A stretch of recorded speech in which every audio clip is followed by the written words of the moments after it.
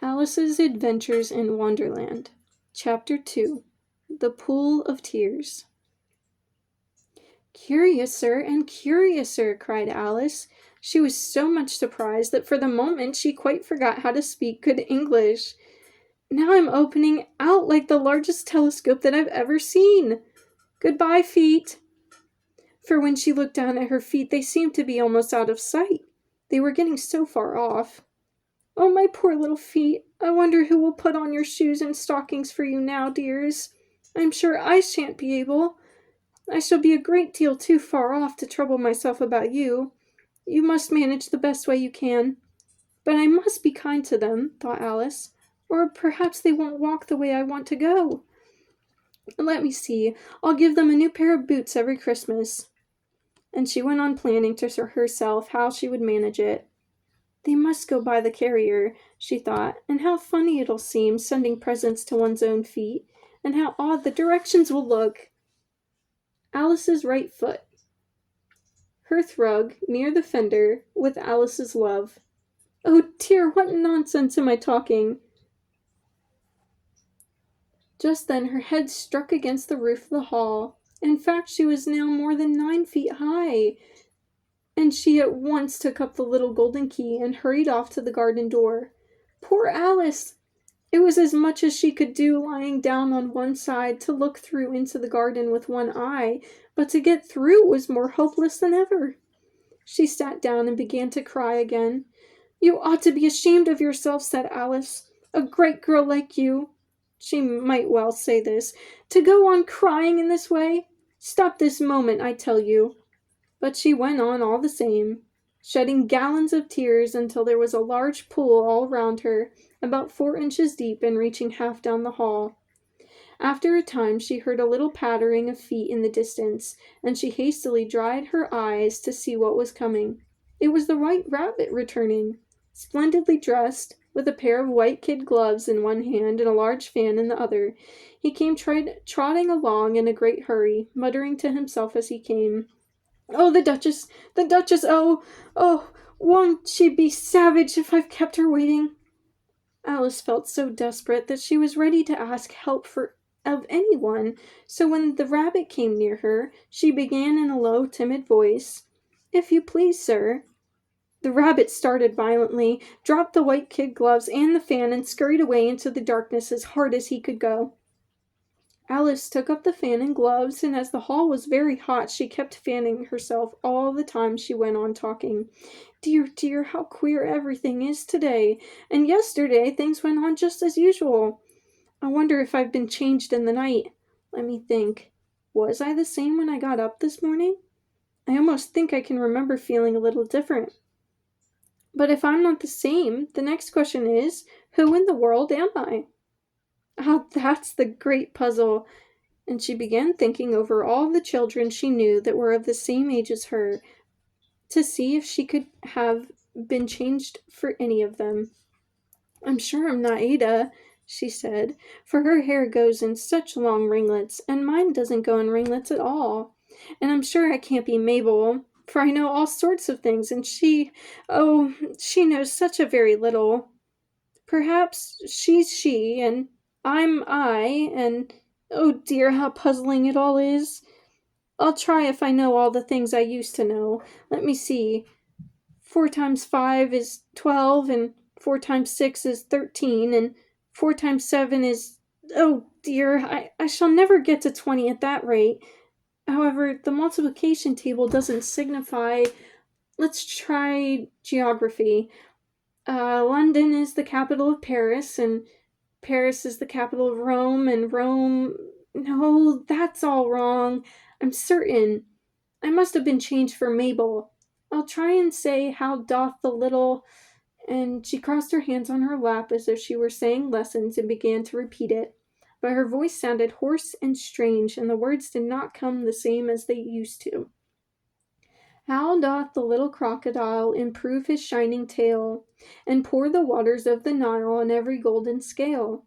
How cheerfully he seems to grin, how neatly spread his claws, and welcome little fishes in with gently smiling jaws."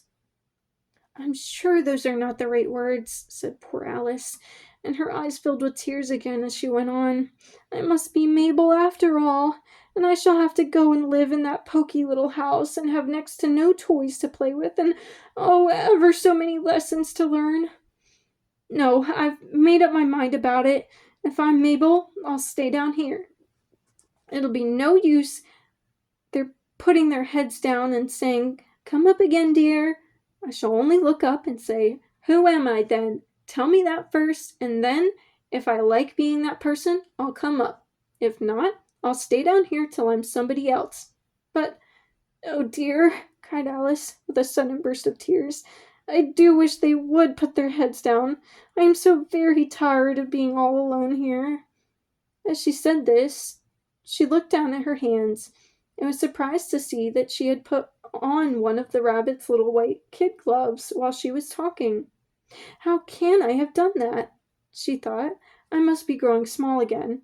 She got up and went to the table to measure herself by it, and found that as nearly as she could guess, she was now about 2 feet high, and was going on shrinking rapidly. She soon found out that the cause of this was the fan she was holding, and she dropped it hastily just in time to avoid shrinking away altogether.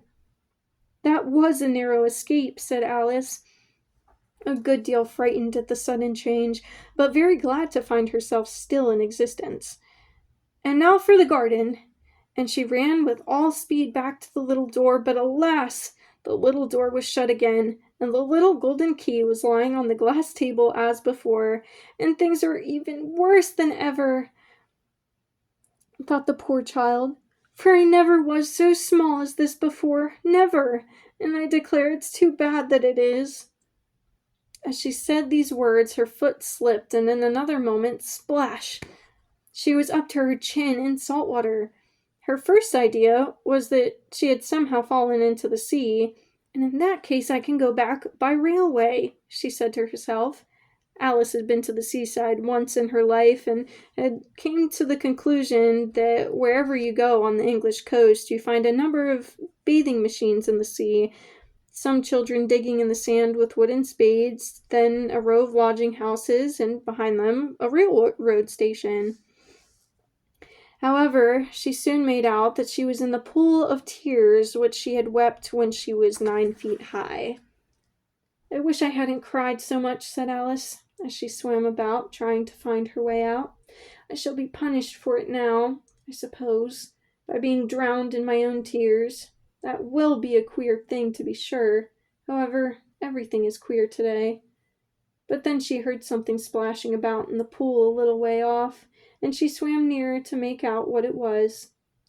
At first she thought it must be a walrus or a hippopotamus, but then she remembered how small she was now, and she soon made out that it was only a mouse that had slipped in like herself. Would it be of any use now, thought Alice, to speak to this mouse? Everything is so out of the way down here that I should think very likely it can talk.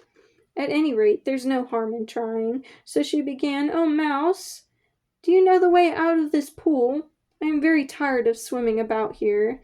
Oh, Mouse." Alice thought this must be the right way of speaking to a mouse. She had never done such a thing before. But she remembered having seen her brother's Latin grammar, "A mouse of a mouse, to a mouse, oh mouse." The mouse looked at her rather inquisitively, and seemed to her to wink with one of its little eyes, but it said nothing. "Perhaps it doesn't understand English," thought Alice.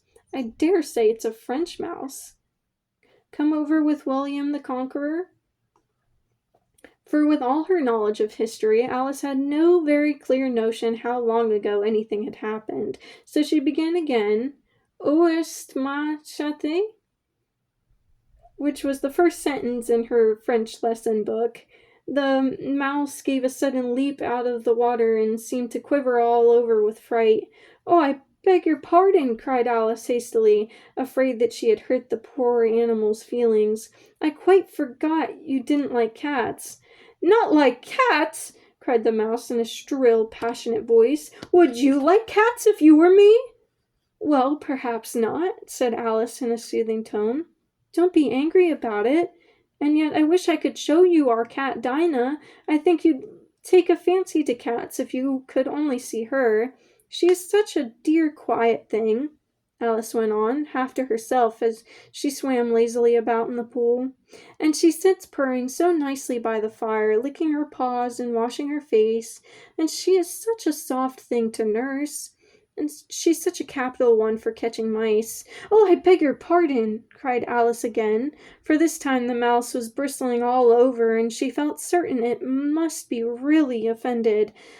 "We won't talk about her any more if you'd rather not." "We indeed!" cried the mouse, who was trembling down to the end of its tail. "As if I would talk on such a subject! Our family always hated cats. Nasty, low, vulgar things. Don't let me hear the name again." "I won't, indeed," said Alice, in a great hurry to change the subject of conversation. Are you fond of dogs?" The mouse did not answer, so Alice went on eagerly. "There is such a nice little dog near our house. I should like to show you. A little bright-eyed terrier, you know, with, oh, such long curly brown hair.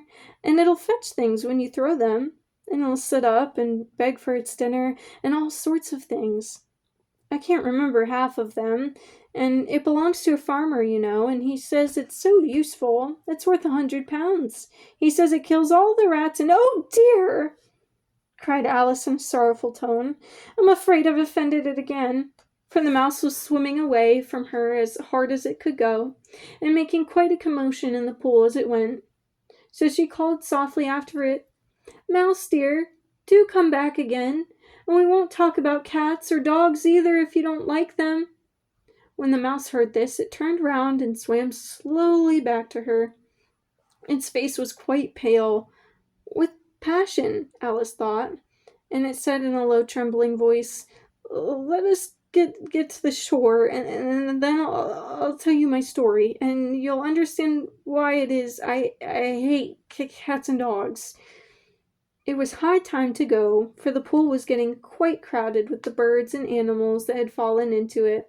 There was a duck and a dodo, a lory and an eaglet, and several other curious creatures. Alice led the way, and the whole party swam to shore.